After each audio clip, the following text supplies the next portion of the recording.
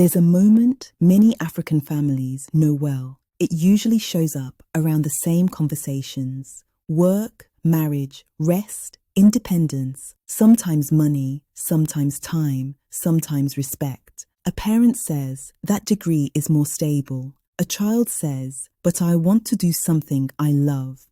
The parent hears recklessness. The child hears control. A father asks, "When will you settle down?" The child thinks, "I'm building my career." The father thinks, "You're wasting time."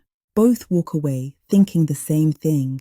They just don't get it. But what if the problem isn't that one side is wrong? What if they're simply seeing the world through entirely different realities? These differences are often described in harsh terms. Parents are called controlling. Children are called ungrateful. Older generations are labeled rigid. Younger ones are called careless or soft. But labels are lazy. They let us avoid the real question. What if both generations are responding rationally to the worlds they actually experienced? Because African parents and their children didn't just grow up in different decades. They grew up under different rules entirely. Different risks, different possibilities, different definitions of what it meant to be safe.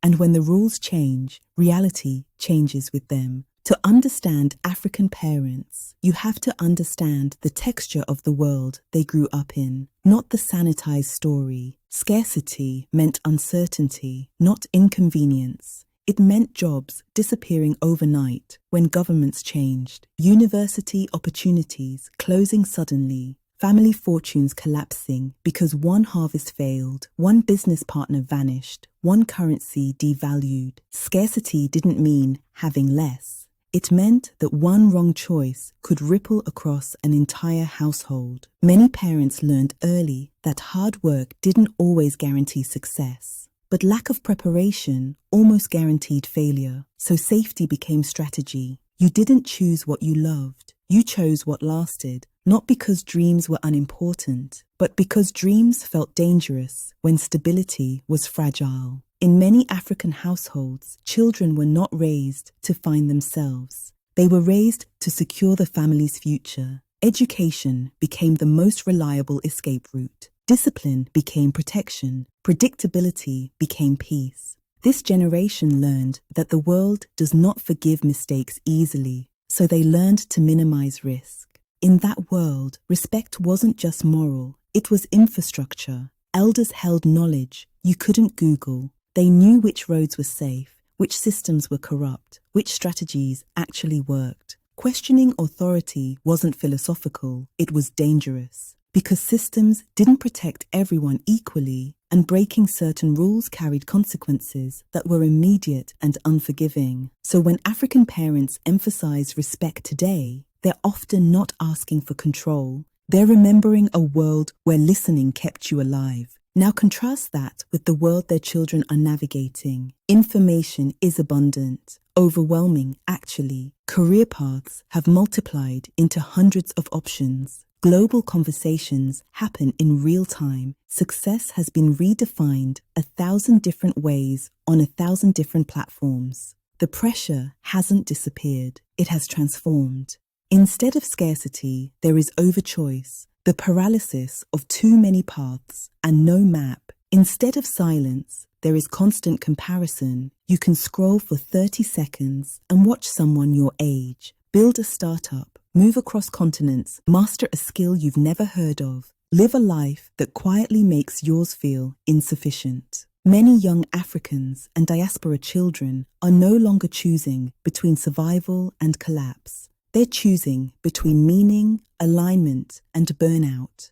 They're asking questions their parents never had the luxury to ask. Does this work align with who I am? Can I build something sustainable that doesn't break me? What does success mean if I'm too exhausted to enjoy it? So independence isn't rebellion, it's responsibility to the self. Rest isn't laziness, it's maintenance. Questioning isn't disrespect, it's understanding. But when these values collide with a generation shaped by scarcity, they sound reckless. This is where misunderstanding hardens into conflict. When a parent says, "Be realistic," they may mean, "The world is unforgiving. I want you safe."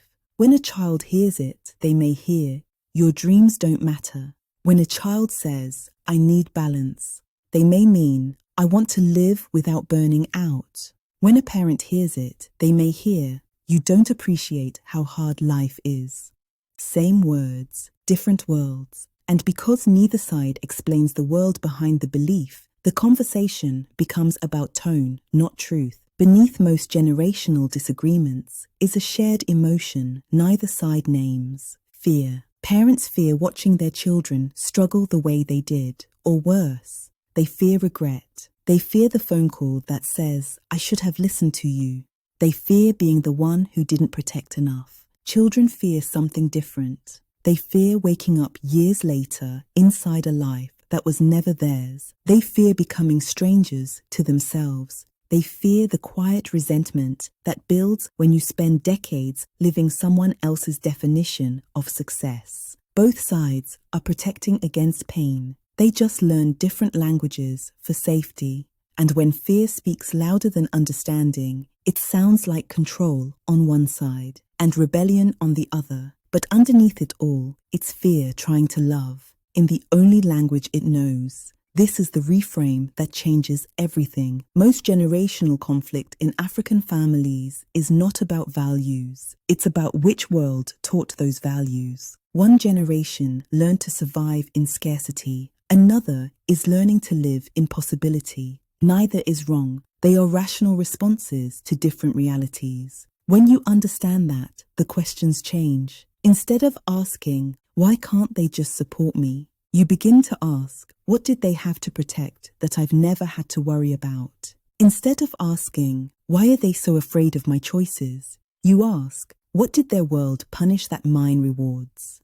This isn't about agreement. It's about translation. When we stop asking who is right and start asking what shaped each person, something shifts. Parents don't lose authority, they gain context. Children don't lose autonomy, they gain language. The conversation stops being a battlefield and becomes a bridge. Because the world didn't just change between generations, the definition of survival changed. What kept one generation safe can feel like a cage to the next. What feels like freedom to one can feel like freefall to the other. When both sides can see the world the other one lived in. When a parent can say, "Your world allows for different choices," and a child can say, "Your world required different sacrifices," something new becomes possible. Not agreement, understanding, and sometimes that's enough.